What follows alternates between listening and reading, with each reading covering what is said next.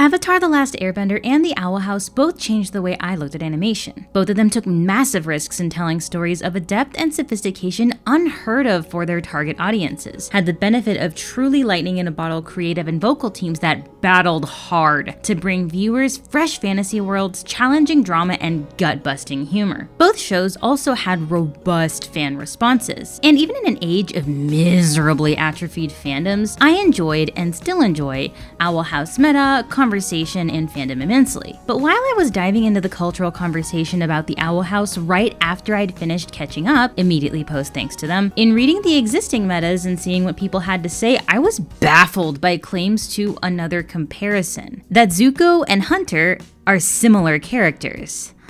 They are not. It's not uncommon for comparisons between Zuko and Hunter to be made because they're a couple of antagonist idiot boys who become protagonists that we want to love and protect. The similarities don't exactly stop there, and we'll talk more on them later, but those similarities between the characters are surface level only. Describing the two as genuinely comparable to each other is a factually incorrect reading of the texts. And this flattening of characters into vague miscategorizations, often for satire, tier lists, parody, or humor, is symptomatic of a greater flattening of discussions of stories themselves, and has the potential to make future stories weaker for it. It's a mistake to equate the two characters, and it's one I intend to bat-splain at you for the next 20 or so minutes as we go over why you're probably wrong about Hunter and Zuko. It comes down to two little words: redemption arc. Zuko is redeemed. Hunter is not. And today, we're going to talk about why that is so critical to making both of them distinct and compelling characters. So, in light of Netflix's latest assault on good storytelling, we will be diving into the details of what these two amazing characters do share, but most importantly, what makes them distinct and why that distinction makes every difference to the future of storytelling. Where did you go when I was alone, just looking for hope?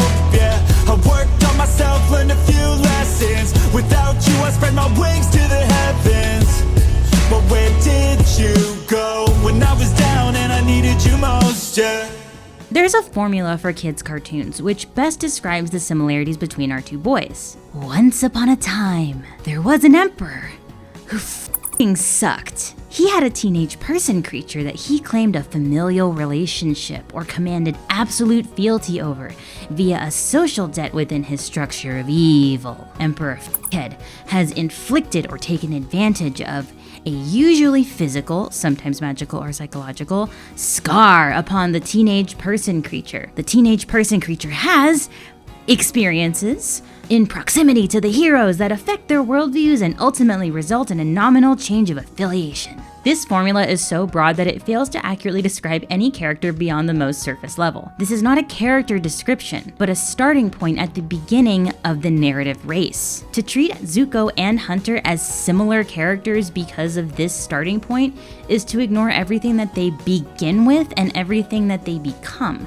It's to treat an apple tree and a lemon tree as similar because they both start out as seeds in the dirt and grow. Sorry, Hunter. Yes, they superficially start in similar places.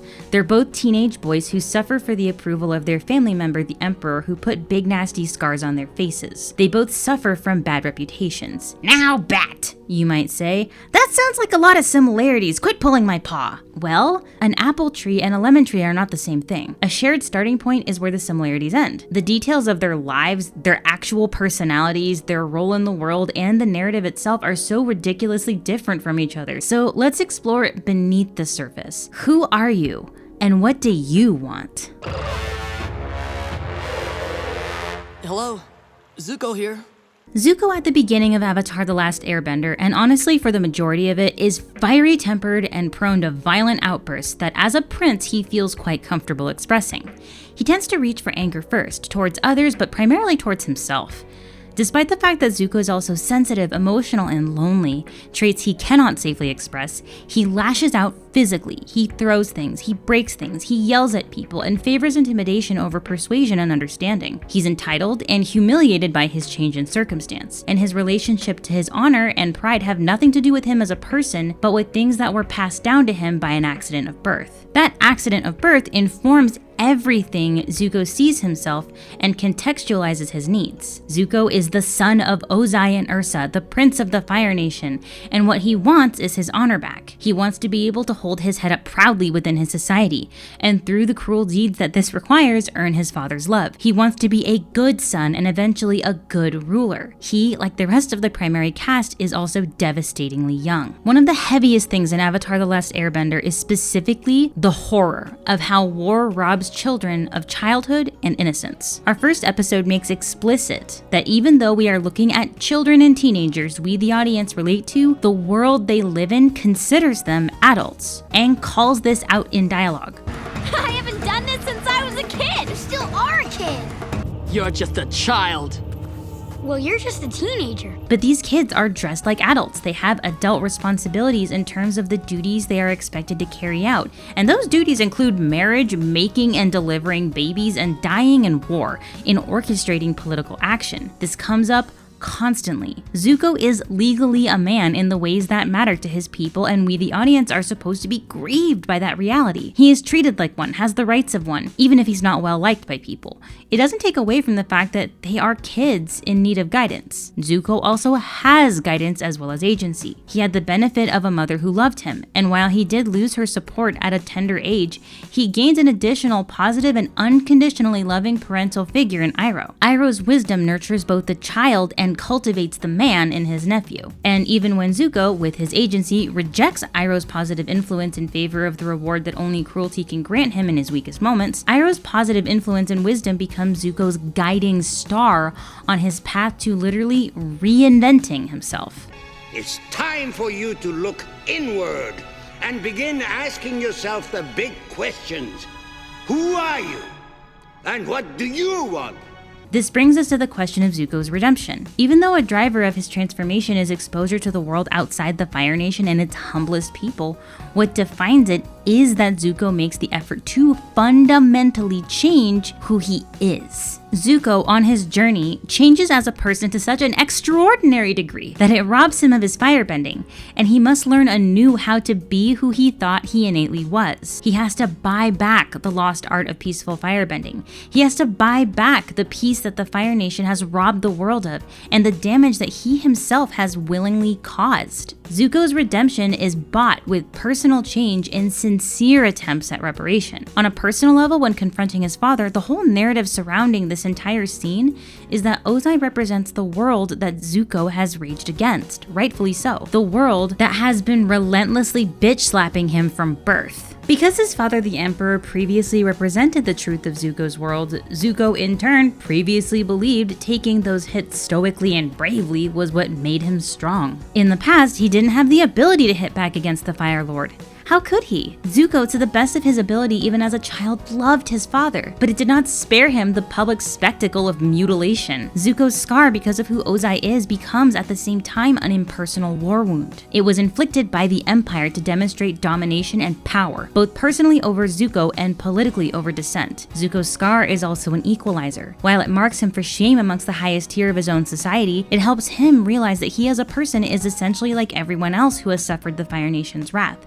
His father represents all that is the Fire Nation, the truth of the world. This commonality gets Jet to lower his guard, and in Jin and other Earth Kingdom citizens who see themselves plainly in his experience. But after he has changed and experienced the world in a way a prince does not, he comes back nobler than ever to state to the world that what happened to him, what was done to him, was wrong, and now he can finally give it back. Zuko now has the capacity to redirect the world's cruelty and make a meaningful difference. He can and intends to make meaningful reparation in order to atone for himself and his entire bloodline. The difference he can make is one that he was born to make. Zuko, in possession of his honor as he has forged it, not only wants to, but must take the crown back in order to fulfill that truth. He can redirect the lightning now, but making those changes is never easy. And indeed, that crown that is his birthright isn't handed to him at all. He had to take it from his dark mirror Azula, who represents stagnation and the spiral of ego he left behind in order to grow. The Zuko crowned as the Fire Lord at the end of the series is someone whose honor doesn't come from an accident of birth, but from principles he brought back and now fully embodies independently of anything handed to him. He takes up the heavy mantle of responsibility not just for himself but for his nation. As the leader, he is now responsible for the future ahead. In doing so, he hopes to buy back peace, his people's participation in, and future harmony. Zuko's story is peppered by that question. Who are you and what do you want? He wants to hold his head up proudly in society. While he cannot hope for his father's love, he demonstrates an honorable filial piety by honoring the Avatar's mercy and committing to a duty of care to see Ozai on the path to rehabilitation. He wants to be a good ruler and a good person. Zuko's answer to the questions did not change, but what transformed was how he hoped to express, understand, and achieve those goals. So let's put this question to our favorite Grimwalker, shall we? My name is Hunter. Who are you and what do you want is something Hunter could technically answer when we first meet him. But unlike Zuko pre-character development, Hunter's answers, unless limited to his name and title, are based on total fabrication. Zuko's answer to this question is, I am Zuko, son of Ursa and Fire Lord Ozai, Prince of the Fire Nation, and I want my honor back. Hunter's early season 2 response would have probably sounded like, I am Hunter, the Golden Guard, and I want what Belos wants. Or perhaps more privately, I am Hunter, the Emperor's nephew, and I want his approval. Right off the bat, the only thing possible or true about this is the name the Emperor gave him. Hunter has no idea what Belos wants or plans. He's not his nephew. I mean, there's a blood relation there, but nephew really isn't it. And unlike Ozai, whose approval can be bought with compliance, even perfect subjugation and efficiency cannot ensure this for Hunter. This is because unlike Zuko, who was born to be useful to his state in whatever capacity a prince might be deployed, Hunter was born to be punished for Caleb's sins and to be killed. One might bring up that at one point, Ozai planned to kill Zuko per his own father's command. But even then, Zuko's life is the life of a firstborn son and a prince. This death has a utility to Ozai's power, and sacrificial lamb wasn't necessarily Zuko's first purpose to his emperor. Hunter's primary purpose, like all the Grimwalkers, is a serial killer's entertainment. Like, sure, the Golden Guards have historically served as the Emperor's bodyguard and right hand, faceless vessels of Belos' political will in public and whipping boys in private, but Belos goes through them like tissue paper. And with Hunter, it's apparently notable that he is the youngest Golden Guard ever, which tells us that most of his predecessors were adults in the way that we might recognize. Which brings us back to that adult-child aspect. The Golden Guard, the suit of armor, is an assumed adult. In Avatar: The Last Airbender, our protagonists are counted among adults, despite their ages. This is vastly different in the Owl House. In the Owl House, no one is wearing engagement jewelry at age 14.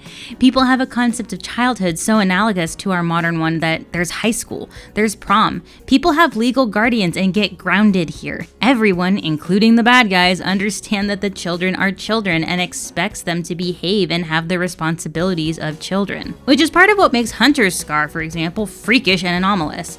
It is ghastly for a child to be wounded that way. And in a world with magical healing, it is implied through the hugeness and horribleness of it that not only did Belos give it to him, he would have had to deny him medical treatment consistent with what most people would expect for a wound that, if not tended, would have been fatal. There's a weird humiliation in forcing someone to recover from that, especially when the only person who sees it regularly is the one person you're allowed to show your face to.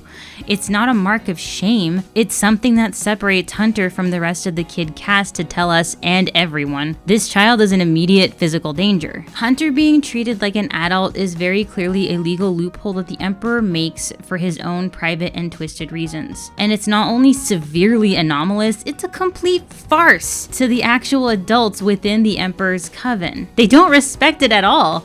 It's in fact so unbelievable to the rank and file of the Emperor's coven that they laugh in his face when he truthfully tells them that he is their superior. This tells us, the audience, that Hunter occupying this rank at all is deeply, deeply fucked in the context of the world, not just to the audience watching. It tells us the purpose of the mask isn't just to be intimidating. Its purpose is to lightly obscure, at least to the masses, how deranged this is. The Mask of the Golden Guard isn't for the benefit of the populace, it's a tool to keep Hunter isolated and unpersoned. Speaking of personhood, one would be right to say, well, Bat, what about that imperial authority, huh? Both Hunter and Zuko are close relatives of the Emperor. His approval means everything to them, and surely Hunter possesses the agency to achieve his goals. Yeah, about that. In our Hunter video, I mentioned that Darius's nickname for Hunter, Little Prince, was shockingly inappropriate because even on my first watch, I found it appallingly ironic as well as cruel. Hunter could not be more categorically removed from a prince if he tried. The princely presentation is 100% an illusion. Hunter doesn't have special privileges. His movements are heavily restricted to the point where he's only allowed to leave the castle on weekends or special missions. His agency only extends as far as the constructed maze that Belos allows, and to top it all off, he's the only one fooled by it. Largely because Belos' word is all he's ever known as truth, even when confronted with the frailty of his own supposed authority. I think it's also important to point out that Zuko, and I love Zuko, don't get me wrong, is an angry person and defaults to combative responses when feeling stress, and it's also quick to jump into physical fights. That's an established roadblock for him. Hunter starts off arrogant, but his first response to serious stress is anxiety and fear. He's much more ready to take a hit than deal one. Even the one time he initiates combat, it's a truly desperate, almost laughable last resort. Seriously, he was going to attack the Abomination's prodigy with his bare f***ing hands. He wasn't thinking straight. While everyone in the Emperor's Coven is 100% a cult victim, Hunter experiences it to the most extreme degree. He's very isolated, and his only support until after Belos tries to kill him is a tiny bird who can provide comfort, external power, and a little guidance, but this in no way can match what Iroh provides Zuko as a genuine caretaker and moral North Star. And unlike Zuko, who has power in his world even as a vagrant outlaw through his competent firebending, Hunter is disabled. Pre-Flapjack, Hunter's inability to perform magic without a tool that Belos himself provides would give him, at best, the status of a contemptible pariah unable to work or go to school and not worthy of respect in his society. As a result, he exists in this state of Puritan guilt informed by his abuser, and the only thing he could ever reasonably want is that abuser's approval, something he will never ever get. He's an unperson in his society, caught between the jaws of adulthood and childhood, and unlike children elsewhere in the story, is entirely subject to the whims of his supposed caretaker. He's no prince. He is at best a servant, and more accurately, an object, a vessel to someone else's end. Hunter learns what freedom from tyranny feels like not because he chose it, but because his would-be murderer was done with this particular toy soldier. Hunter could either die or escape, and freedom from Belos means confronting the lie of his life. So after Hollow Mind, unlike Zuko, who is reinventing himself, Hunter, like a true cult victim, has to invent himself from scratch. Who is Hunter? What does he like? What does he want? Those are all things he has to discover for the first time. Even when he's talking to Gus about how his entire life was built on a lie and he believed that he was doing good things and now knows they're bad, atonement isn't really part of that conversation, nor is it required. That scene is there to show us what Hunter has learned through his encounters with the Hex Squad. Even though we had a near miss on this in Season 2, Episode 18, Labyrinth Runners, where the adults are considering a hostage trade based on the Golden Guard's supposed allegiance, this is dropped once he starts babbling in clear terror and Willow vouches for him. This act connects him to the other kids in the room. They accept this pretty quickly, and Bump's demand for the details is not a demand for reparation, but a clarification of uncomfortable details that would have had to come out regardless. And I think it's interesting to note that I don't think they pushed him very hard either, because he did keep his own origins secret. They all just see a child. And lastly, unlike Zuko, Hunter's final confrontation with his abuser was not about redirecting the calumnies of the world, or finally having the agency and power to fight back. Indeed, Hunter can't win his confrontation with Belos without killing them both. Hunter's courage, and as far as he knows, his last words are informing Belos who Hunter is and what he wants. It's about finally taking his own personhood in his hands, a personhood he's cultivated, and attachment to the world outside, and then being able to sacrifice it for the love he's found outside of Belos' cage. That's where his big growth and his courage lie. And speaking of big growth, I'd like to take a moment to thank the sponsor of this video, me. This video is brought to you by idlescree Productions Patreon. Guys, I have been personally using this Patreon for weeks now, and it has changed the way I experience content. They've got squeakless, uncensored versions of our videos, follow-up discussions, polls, outtakes, and more behind-the-scenes premium content delivered fresh to your screen with step-by-step, easy-to-follow instructions. The first 100 people to click the link in the description can sign up for our Dumpster Darlings tier for the low price of $5, and everyone else can too! Just go to patreon.com/idlescree Productions to learn more. That's patreon.com/idlescree Productions. Thank you to idlescree Productions for sponsoring this video. It is usually best to admit mistakes when they occur, and to seek to restore honor. The first definition and etymology of redemption is mercantile. It's about buying something back. Redemption is also a spiritual word, used in the context of buying one's soul back from a type of damnation.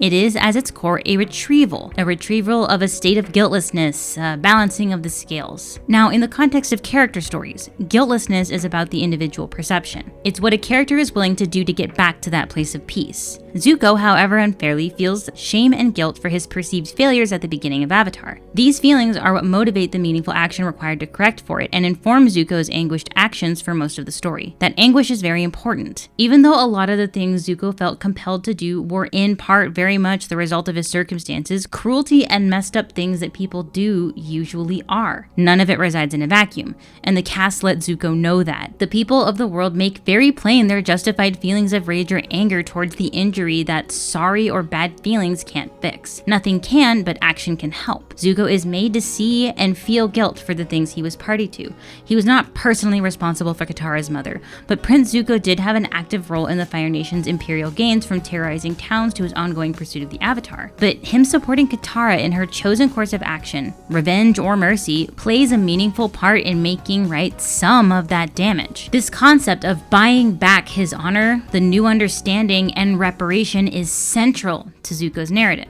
Redemption is something a character claws back and must be shown working for, otherwise it feels, well, unearned. It's a frequent criticism of the arcs that a lot of anti-heroes go through in fiction, and whether or not that criticism is valuable or not, the audience needs to know that the character has changed and takes responsibility for what they've done. That there's a plan to earn forgiveness. A simple sorry is generally not enough to earn redemption, nor indeed a single act. One good deed is not enough to redeem a man of a lifetime of wickedness. Though it seems enough to condemn him. Indeed. Like, is Space Hitler Jr. here really redeemed because he sacrificed himself to save a lady he wanted to bone?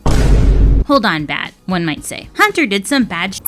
Why aren't you holding him accountable for the unpleasant things he's done? I mean, well, sure, we can do that. Even though ancestral and personal reparation is demonstrably not what Hunter's story is about, but for the sake of clarity, let's go ahead and talk about the crappy things Hunter did, because they frankly continue to highlight the distinction between him and the Prince of the Fire Nation. The cruelest thing Hunter did on screen was push the task of killing the gentle Selkie-Damas onto Luce by making her believe he'd hurt King if she didn't. He makes these ridiculous inflated threats that are very contrary to his behavior in the scene in order to get the plausible deniability that he did in fact kill the beast. The important takeaway from this is that his reluctance to do direct violence resulted in him failing a mission, and indicating to the audience that there might be more than meets the eye with him. Hunting Palisman culminates in him failing a second mission on purpose because Luce asked him what his name was. Something we know he risks a horrific beating for. He apologizes to Flapjack for squeezing him too hard when his orders direct him to fork the bird over. In Eclipse Lake, even though he attacks first, he goes out of his way to avoid doing serious harm to Amity and attempts a conciliatory, if pathetically sincere, thank you for her surrender. This sucks and doesn't make it any better, but highlights the marked difference in behavior. Zuko is both ready and willing to do real violence when he feels it necessary. Zuko doesn't apologize for hitting former co-workers who try to kill him. Hunter is sometimes a pompous jackass, but even when his appalling naivete in any sport in a storm could have had very serious and harmful consequences, he corrected for it by throwing himself at the mercy of the adult on whose suggestion the entire thing was pursued for. And even if you imagine that 16-year-old Hunter has a kill count, and it is possible, like everything else he's pinned into doing, let's keep one thing in mind. As established before, Zuko has agency, perspective, and support that Hunter could have never dreamed of. And I'll remind you, we don't hold child soldiers or child cult victims accountable under the friggin' Geneva Convention. It's pretty well established that holding a child, and Hunter is very much a child in his world, responsible for the actions actions of the adults who will mutilate or kill them if they don't do what they say. Where is the justice in that? But here's the thing. Even if you want to define redemption as a deliverance from a bad situation, or simply a change in sides, that still can't account for the fact that Zuko and Hunter's individual transformations and what they gain are completely different, and the paths they take to get there are unique. They do not achieve the same thing. They should not be equated with each other. Zuko spends his entire narrative changing fundamentally as a person. Hunter's narrative is about becoming a person. Zuko's story ends with him returning home. Hunter's is in finding one. Zuko must learn to release his anger. Hunter must use his to find his courage. Zuko takes up the burdens of his ancestors with a new honor. Hunter is released from the curse of his. Zuko is redeemed. Hunter is set free. Your Zuko costume's pretty good, but your scar's on the wrong side. The scar's not on the wrong side! Apples and lemons are both fruit. But apples and lemons are not only structurally different, they are both enjoyed because they are unique and have different properties for different things. They belong to different families, and the climate and chemical requirements for producing the fruit are wildly disparate. They don't serve as substitutions for each other. But if you were to try, your result is going to have the influence of the substitution. And if you're a fan of fruit, how disheartening would it be to hear a fruit fan insisting that all fruit is the same? So when it comes to character analysis, or a passionate discussion about favorites, equating characters that have similar starting places can really rob them and the conversation of the details that make them so individually special and impactful. I mean, sure, you can take a handful of them, put them all on a graph and say, behold, they start off as the bad guys and are happier at the end. I mean, of course. That might be true or make a punchline, but in terms of analysis, is that any more additive than pointing at a sweater of Violet, Ursula from The Little Mermaid, Amethyst, and Papaya Coral and declaring them all purple? Or that all of these anime men have scars? Each one of them came by their purpleness or scars very differently, and making brackets that broad, you can equate anything to another. I really think if you were to put Zuko, Hunter, Catra, Rose, Garamon, Rue, Val, and Marcy from the beginning of their arcs together in a room, I genuinely think they would be confused why they'd been grouped at all. The conversation changes. People's memories of the character and of the story change from what's actually presented. Like a game of telephone, people discuss a story, and by the time it reaches person 4 or 5 of the broader cultural osmosis, you get a more limited understanding of the text.